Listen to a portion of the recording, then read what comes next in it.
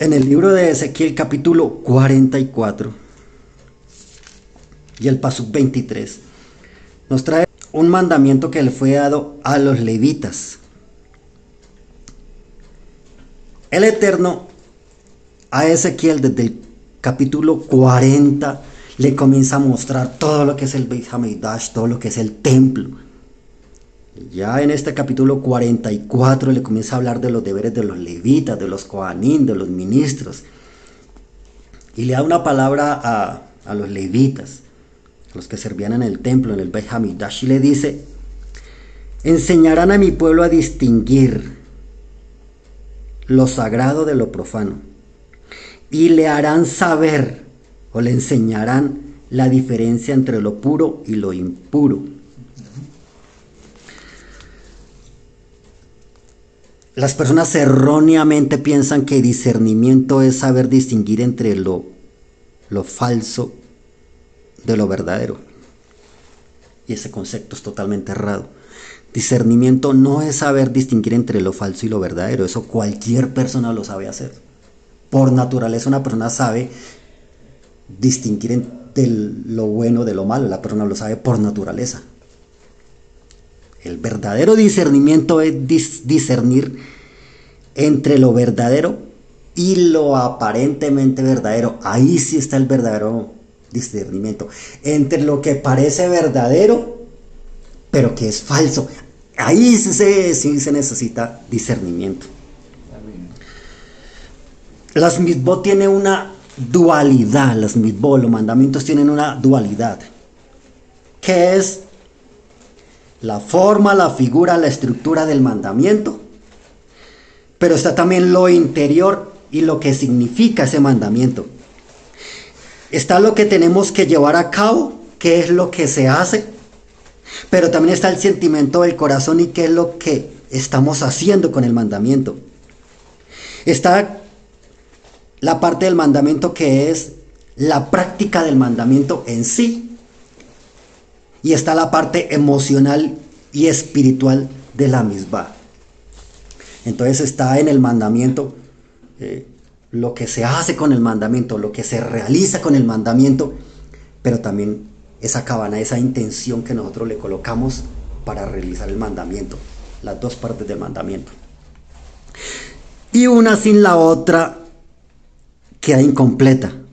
Si tenemos la intención de realizar el mandamiento, la misma, pero no la llevamos a la práctica, pues entonces no estamos cumpliendo nada. Si la persona tiene la intención de cumplir un mandamiento, tiene la intención, pero no lo realiza, pues entonces no hace nada.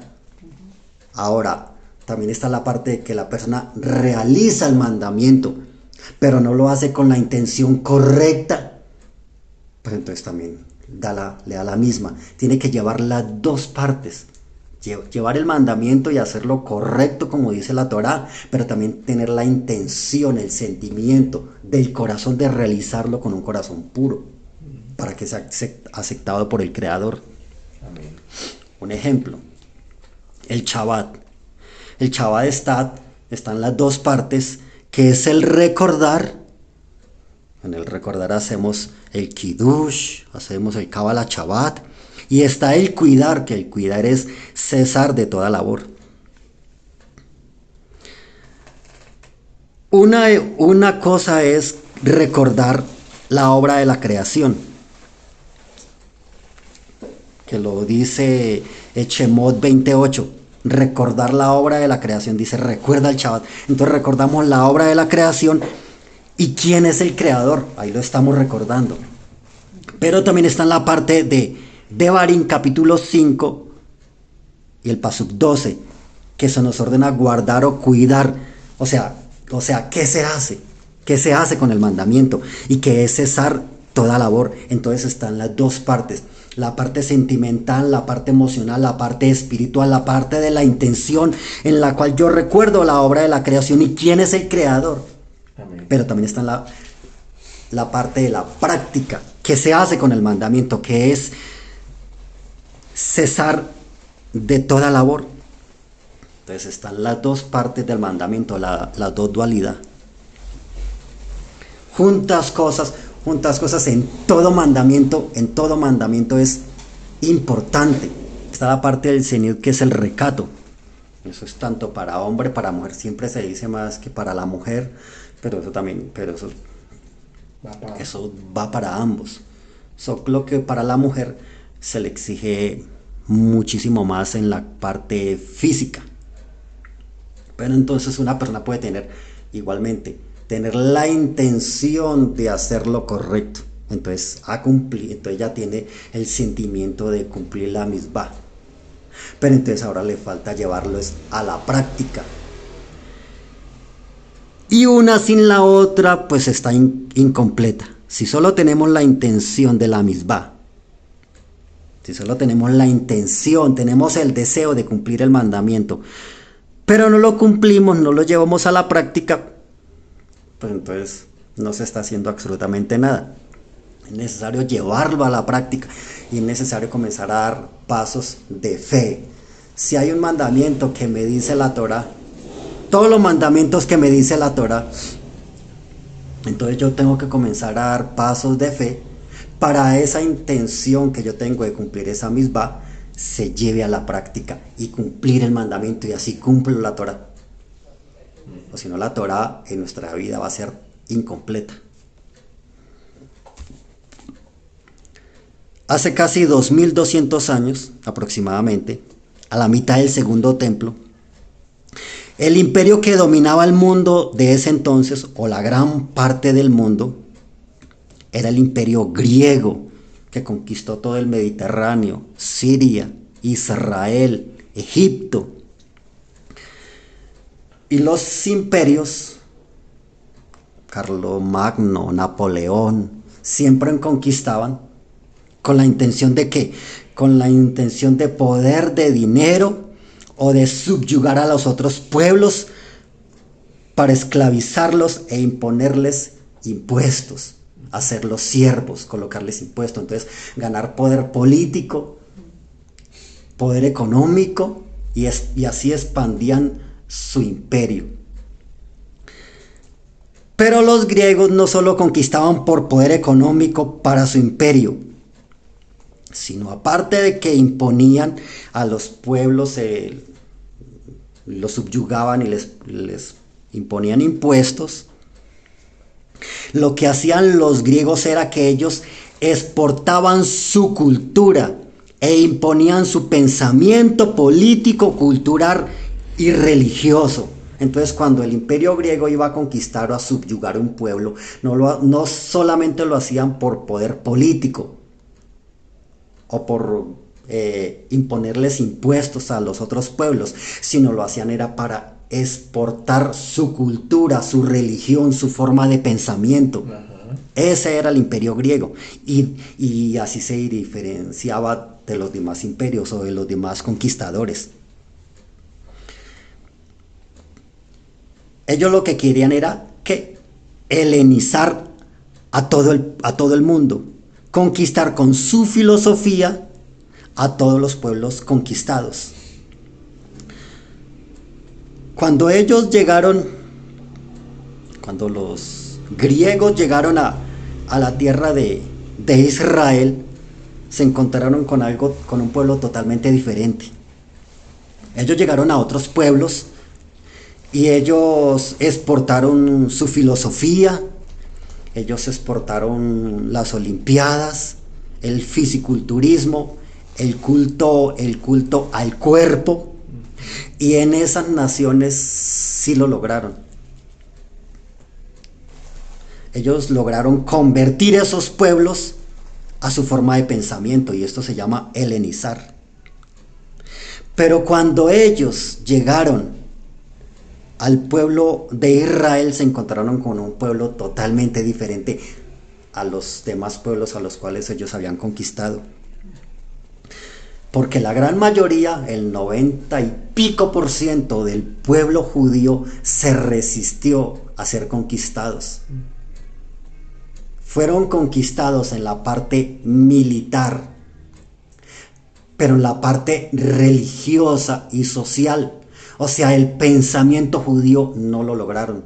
la gran mayoría del pueblo judío se resistió, no perdió su esencia, porque se encontraron con el pueblo del libro, el pueblo de la Torá. Los demás pueblos vendían su cultura y sus ideas y se asimilaban. Eso se dejaban helenizar. Pero cuando llegaban al pueblo de Israel, se encontraron con un pueblo que lograron derrotarlo militarmente, pero en la parte religiosa, de imponer su pensamiento y su filosofía, fracasaron. Hubieron judíos que sí se helenizaron, pero la gran mayoría de los judíos no vendieron su identidad. Se encontraron un pueblo totalmente diferente. Entonces los griegos siempre decían: nosotros le traemos modernidad, nosotros le traemos progreso, nosotros le traemos ciencia. Y el pueblo judío respondía que no querían. Los judíos decían y respondían que ellos querían era seguir las misbot, la halajá, y que querían seguir en nuestra sagrada Torá. Y el pueblo de Israel siempre le respondía que todos los libros del pueblo judío eran mejores que toda la filosofía griega. Se encontraron con la resistencia de judíos observantes, que eran la mayoría, y se encontraron con una familia celosa de la Torá y amante del pueblo de Israel, una familia que eran los macabeos. Esta familia de los macabeos, Matillahu era el Cohen Gadol de esa época. Cuando los griegos llegaron, quitaron del puesto al Cohen Gadol, lo que en español se tradujo como el sumo sacerdote. Y ellos colocaron a un judío que no era levita, lo colocaron como el Cohen Gadol. Y comenzaron ellos a colocar decretos al pueblo judío. Le comenzaron a colocar restricciones al pueblo judío. Como no lograron conquistarlo, entonces le colocaron restricciones y le colocaron 3 órdenes básicas, que son que no podían celebrar Shabbat, que no podían celebrar el Brit Milá y que no podían celebrar Rosh Hodesh. Y ellos entraron al sagrado templo e impurificaron las cosas sagradas. La menorá, el candelabro, lo impurificaron. El aceite lo impurificaron. El altar de sacrificio lo impurificaron y quemaron cerdos. De ahí viene la palabra sacerdote, sacrificio de cerdos. Porque ellos fueron al templo, al Beit HaMikdash, y lo contaminaron. Contaminaron el aceite de la menorá, contaminaron las cosas sagradas, contaminaron el altar del sacrificio, sacrificando cerdos. Y entonces de ahí viene la palabra sacerdote, sacrificador de cerdos. Y eso lo hicieron los griegos porque el pueblo judío se resistía a doblegarse a su pensamiento y a su filosofía griega. El pueblo judío, nosotros queremos seguir nuestra Torá y la mitzvot. Nuestro judaísmo es mejor que su filosofía. Y además comenzaron a robarle las hijas al pueblo judío. Comenzaron a robarle el dinero. Comenzaron a oprimir al pueblo de Israel. Destruyeron el templo. Destruyeron las murallas que al Beit HaMikdash, al templo, los pueblos pueden llegar, porque fue una de las oraciones del rey Salomón, de que podían venir todos los pueblos a venir a orar al templo, al Beit HaMikdash, y podían entrar, pero hasta cierto punto. Así es. Y lo que hicieron los griegos es que rompieron esa muralla y rompieron esa pared. Y este Matillahu, que era el Cohen Gadol, se levantó en resistencia contra el imperio griego.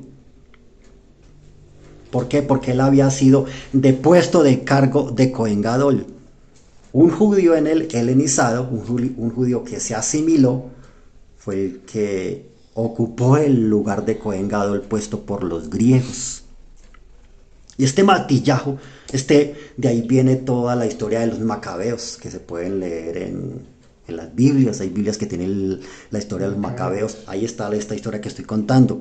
Y este macabeo reunió 4.000 o 5.000 personas de judíos muy celosos y se levantó contra todo el imperio griego.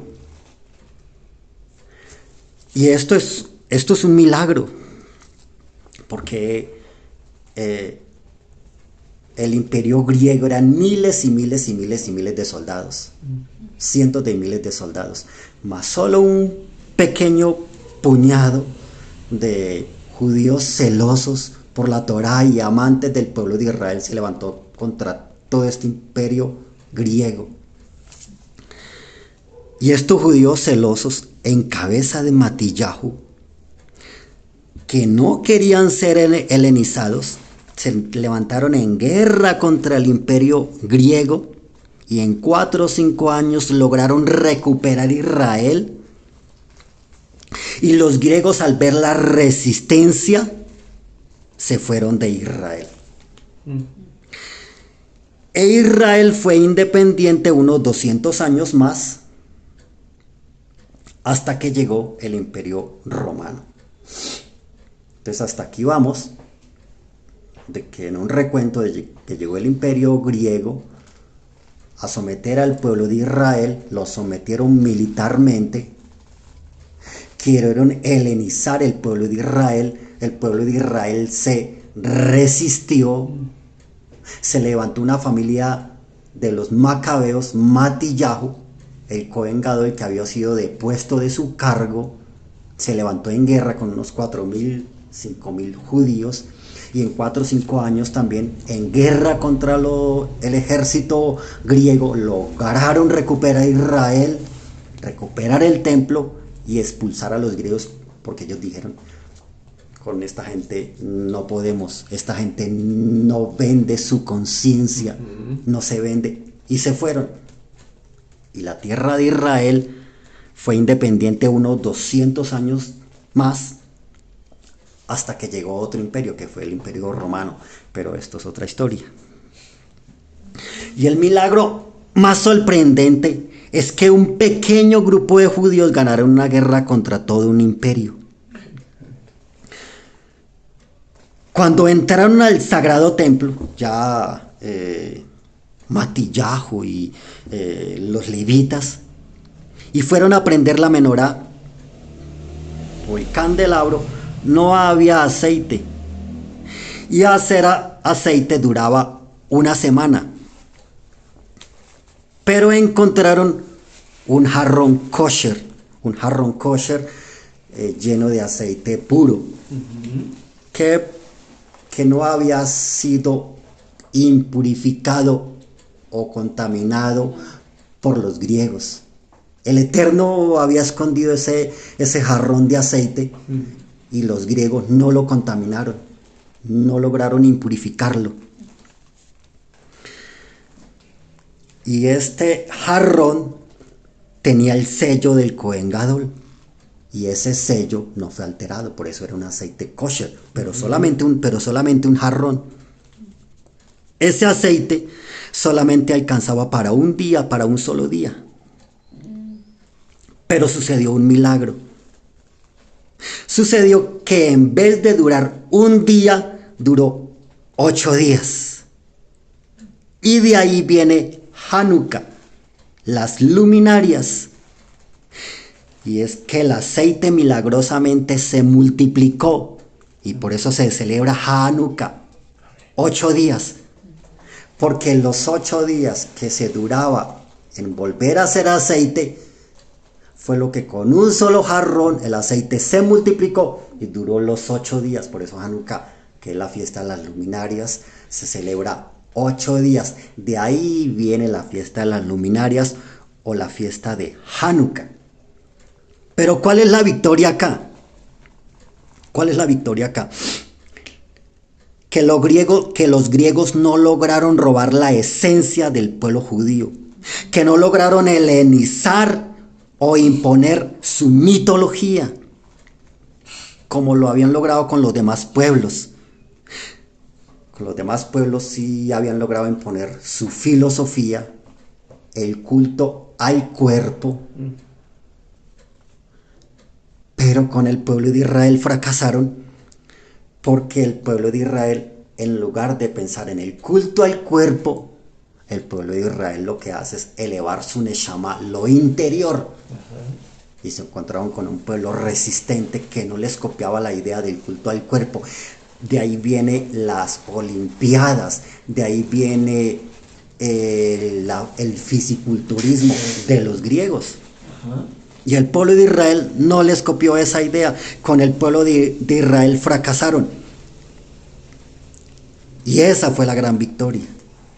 Que no lograron apartar al pueblo de Israel de la Torá del Eterno. Amén. ¿Y cuál es la filosofía griega? La filosofía griega es que los griegos dicen: lo que nosotros no vemos, no creemos. Nosotros lo que vemos, creemos. Los griegos dicen: a nosotros no nos hable de mandamientos, no nos hable de cosas místicas, no nos hable de un soberano que está pendiente del hombre interior. A nosotros háblenos de un culto al cuerpo, háblenos de lo que nosotros podemos ver. Para el pueblo griego solamente existe lo que ven. Lo que no ven, ellos no existen. Entonces ellos no pueden entender cómo el pueblo judío pensaba era en hacer subrimilá, en separar un día de la semana como sagrado, en guardar el Rosh Hodesh, que uno en la semana uno guarda el Shabbat porque uno hace una diferencia de los demás días. Entonces uno consagra ese día, uno celebra el Rosh Hodesh porque con Rosh Hodesh uno vamos a saber cuándo es Pesach, cuando es Yom Teruah, cuando es Yom Kippur. Para eso se hace Rosh Hodesh. Mas si no se celebra Rosh Hodesh, uno no va a saber cuándo son las fiestas. Y ese era el propósito del imperio griego, que el pueblo de Israel se apartara de las fiestas sagradas, que dejaran de diferenciar los días. Para ellos todos los días era lo mismo. Para el imperio griego, para los griegos no existía el concepto de lo puro e impuro, sino para ellos todo era igual. Por eso ellos impurificaron todo, tocando todo, mezclando todo, diciendo: yo no regué el aceite. Ellos no lo regaron, pero lo contaminaron. Entonces ellos decían: utilicen el aceite, utilícenlo, pero ya lo habían contaminado. Ellos decían: yo no destruí el altar del sacrificio, utilícenlo, pero lo habían contaminado. Queriendo decir con esto que ellos no hacían diferencia entre lo sagrado y lo impuro. Ellos decían: ustedes hacen diferencia entre un día y otro, pero eso no existe. Ustedes hacen diferencia en el comienzo de la semana, pero eso no existe. Y por eso ellos impurificaron todo, para que el pueblo de Israel se viera obligado a llevar su misma filosofía. Y por eso los 3 decretos, mostrándole: miren, no hay diferencia entre puro e impuro, no hay diferencia. Y por eso los 3 decretos. Por eso les prohibieron no guardar Shabbat, no guardar Rosh Hodesh y no hacerse el Brit Milá, diciendo: usted ve a un goyín, a un judío, ¿qué diferencia hay? Miren, no hay ninguna diferencia. Ustedes, ¿por qué tienen que hacerse el Brit Milá? porque como ellos veían era externamente, entonces yo decía, mire, entre un goyín y un judío, miren, no hay diferencia, ustedes no tienen que ponerse a hacer eso, y por eso vino la prohibición del Brit Milá. Para decir, mire, no hay ninguna diferencia, todo es igual, todo es lo mismo. Y de aquí es donde venimos, donde sale la palabra el sincretismo. El sincretismo es la mezcla de las culturas. Y donde viene el ecumenismo. El ecumenismo es el asimilarse. ¿Quién es el que modernamente primero cambió el día de la semana? Que fue la Iglesia Universal, la Iglesia Católica. En el catecismo, la Iglesia Católica, ellos dicen que ellos tienen la autoridad de cambiar el día sagrado. ¿Y quién es el que prohibió el Brit Milá? ¿El apóstol Pablo o el rabino Shaul? Siguiendo los mismos decretos que el imperio griego le impuso al pueblo judío. No Brit Milá. Y vino posteriormente el apóstol Pablo, o como ahora lo llaman en las diferentes corrientes de raíces hebreas o judaísmo mesiánico, que eso es cristianismo, diciendo no, porque el apóstol Pablo dice que ya no hay Brit Milá. Y en la misma orden, es el mismo decreto y en la misma prohibición que el imperio griego le impuso al imperio judío, al pueblo judío, para que el pueblo judío pierda su identidad. Y por eso viene el engaño de Pablo, para que las personas pierdan su identidad, estén en un sincretismo, estén en unas mezclas. Y así el pueblo no logra discernir entre lo puro e impuro, entre lo santo y lo profano. Si no hacen como los griegos, que todo es igual. Para los griegos todo era igual. Para ellos no había un hombre interior que uno tenía que edificar e iluminar, sino para ellos había que era un culto al cuerpo. Y por eso cuando el pueblo judío le hacía el Brit Milá a los niños, entonces le llaman mutilación. Y el mismo concepto que tienen ahorita de mutilación, no lo llaman un mandamiento, sino lo llaman una mutilación. Eso era lo que los griegos querían hacer con el pueblo judío, que el pueblo judío abandonara su judaísmo y o se mezclara con la filosofía, con el helenismo y con la mitología. Es el mismo concepto que existe hoy en día.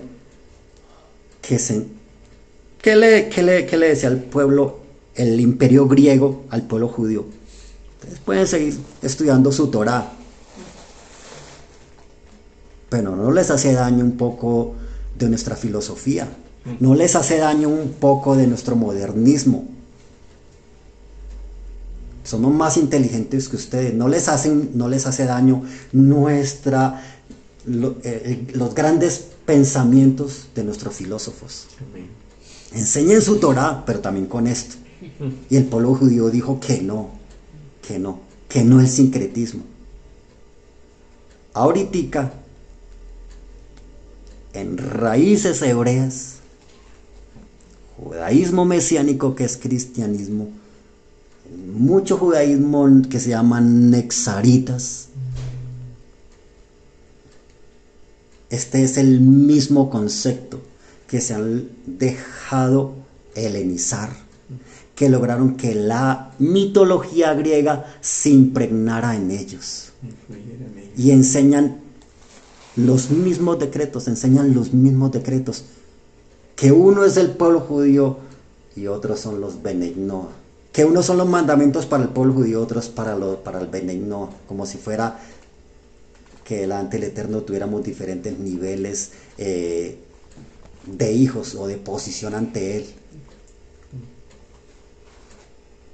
Esto es helenizarse.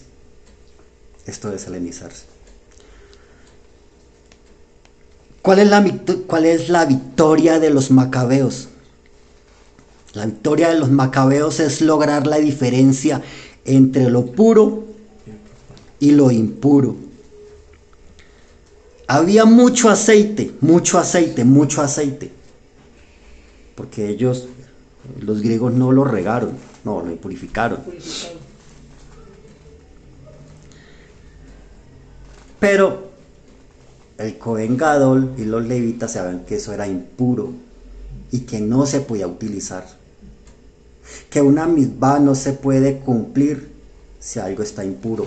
O que si yo mezclo una misbah o un mandamiento con algo impuro, pues entonces no logré hacer la misbah.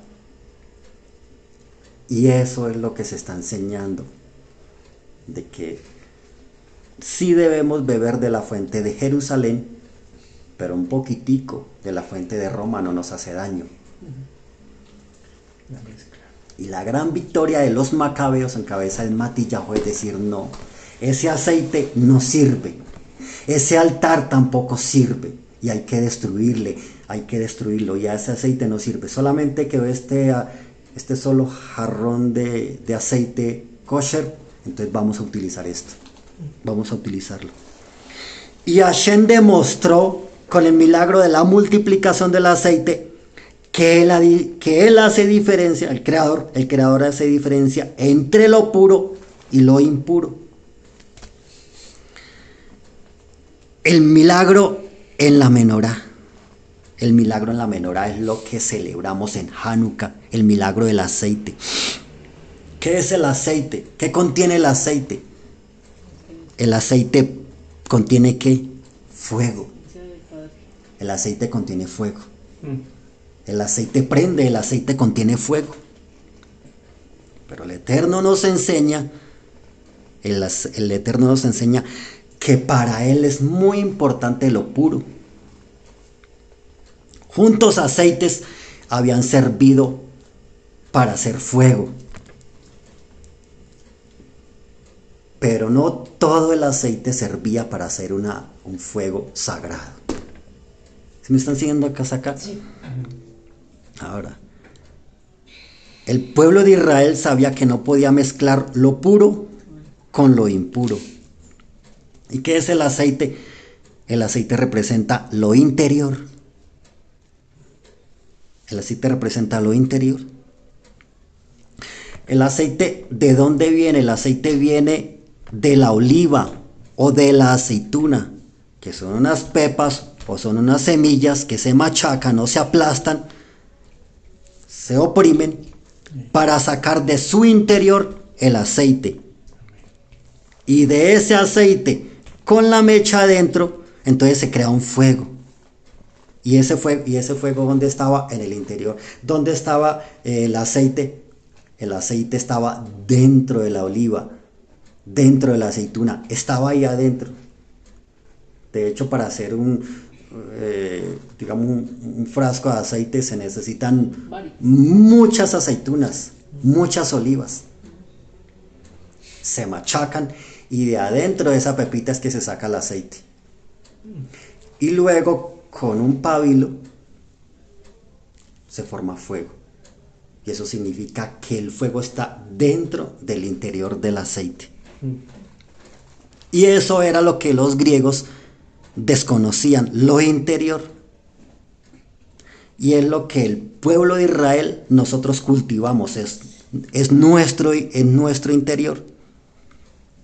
Que nuestra menorá interna no se puede prender con cualquier fuego. El mundo quiere que todos seamos iguales, que hablemos como ellos, que vistamos como ellos, que celebremos las fiestas como ellos, que comamos como ellos, que creamos como ellos. Pero el Eterno nos llama a ser diferentes del resto del mundo, a cuidar nuestro interior. Y sabemos de que este frasco de vino que yo tengo acá, esta media copita de vino que yo tengo acá, si yo le echo agua y yo la revuelvo, este vino se mezcla y se vuelve uno solo con el agua. Pero lo mismo yo no puedo hacer con el aceite. Si yo le echo agua al aceite y por más de que yo lo quiera mezclar, el aceite se va a separar, el aceite se va a apartar.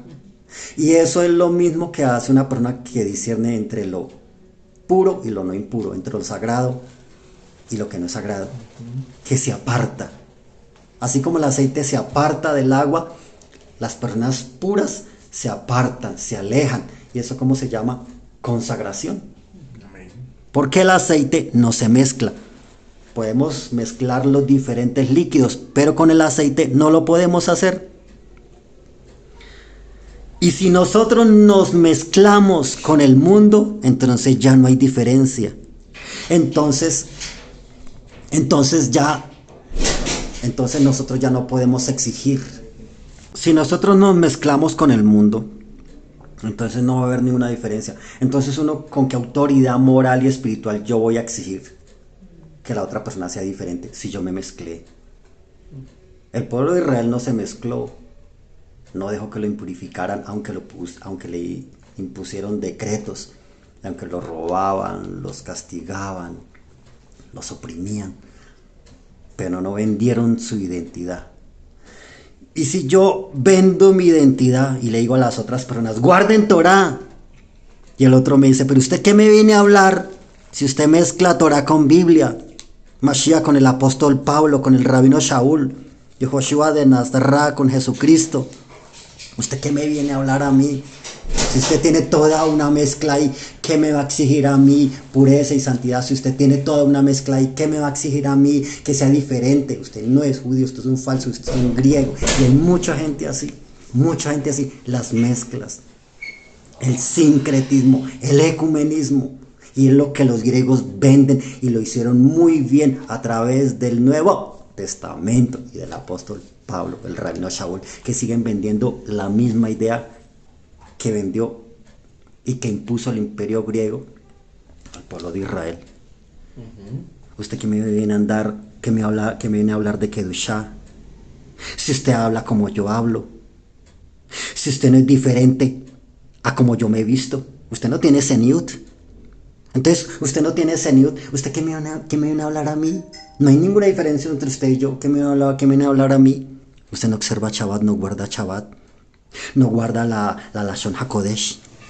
Usted no es diferente a todos nosotros. No hay diferencia entre usted y yo. ¿Qué me viene a exigir a mí? Y por eso no copian. Nuestro Santo Maestro dice que cuando alguien tiene una luz, esa luz la levanta y la pone en alto para que alumbre a todos. Y dice que si la luz que tiene esta persona son tinieblas, cuánto más serán las mismas tinieblas. Y así hay personas que venden una libertad y ni ellos mismos son libres, porque no han logrado ser libres de la bodazara. Todas son atados a la bodazara, a la cultura del país que todavía la siguen practicando, a los ritos de su familia y todavía lo siguen practicando, todavía siguen siendo idólatras, pero dicen guardar Torah. Y tienen un sincretismo y una mezcla. Para el griego no le era difícil. No utilice ese aceite, mire, utiliza el altar. Sí, al lado del cerdito, limpia el cerdito ahí y haga el altar. El pueblo judío decía, no, es que no podemos hacer eso porque ya lo contaminó. Somos diferentes, nos hemos apartado. ¿Cuántos aceites hoy están contaminados por los griegos? ¿Cuántos se han helenizados? Y lo más terrible es que aseguran que ya no. ¿Cuántas personas, un ejemplo, son aceites o son altares, pero están contaminados por los griegos, por la filosofía griega, por el culto al cuerpo? Y se han dejado helenizar. Eso mismo que el imperio griego hizo con el pueblo de Israel hace casi aproximadamente 2200 años.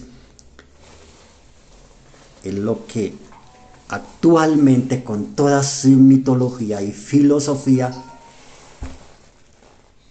lo que ese pensamiento griego logró llegar a los que se dicen hoy guardar Torah y no hacen diferencia entre lo sagrado y lo que es impuro. No hacen diferencia. Y para el pensamiento griego, para ellos no hay ningún problema que esa persona siga Torah, pero si lo mezclan con un poquitico de helenismo. Entonces, aceites contaminados, altares contaminados, helenizados, Torah más Rashaul, Torá más mitología griega, Torá más doctrinas romanas, Torá más Jesucristo de Roma. Por eso dicen Jesús, Yeshua es lo mismo. Torá más un libertinaje de la gracia. Y está sucediendo en el ámbito espiritual lo que sucedió en aquella época con el pueblo de Israel. Y hoy el llamado del Creador es que nosotros, así como el Creador guardó un jarro de aceite kosher, porque estaba sellado con el sello del Cohen Gadol, y ese aceite fue puro y se multiplicó, que nosotros también tenemos que hacer así, guardados y apartados. Que así como el aceite no se mezcla con el agua, por más de que se revuelva, él termina apartándose, así también nosotros tenemos que apartarnos de toda impureza. Las demás personas lo pueden llamar antisocial, o que no es bondadoso, o que no le gusta la amistad, o que es orgulloso, pero el Eterno llama de que eso es hacer diferencia entre lo puro y lo no puro, entre lo sagrado y lo que no es sagrado. Amén. Hay que dejar brillar la luz interna, pero una luz pura de nuestra menorá interna. Así como la menorá, y termino con esto, así como la menorá necesitaba un aceite para ser encendido, pero un aceite kosher, así el Eterno quiere que nuestra menorá interna tenga ese aceite y alumbremos, pero con un aceite kosher. Porque si no, el Eterno no lo va a aceptar. Una intención. Y será un fuego extraño delante del Creador, será un fuego extraño.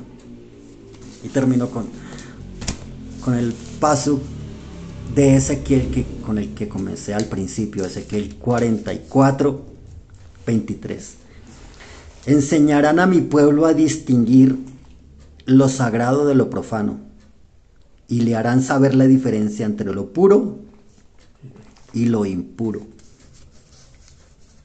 Shalom, shalom, Amén, amén. shalom.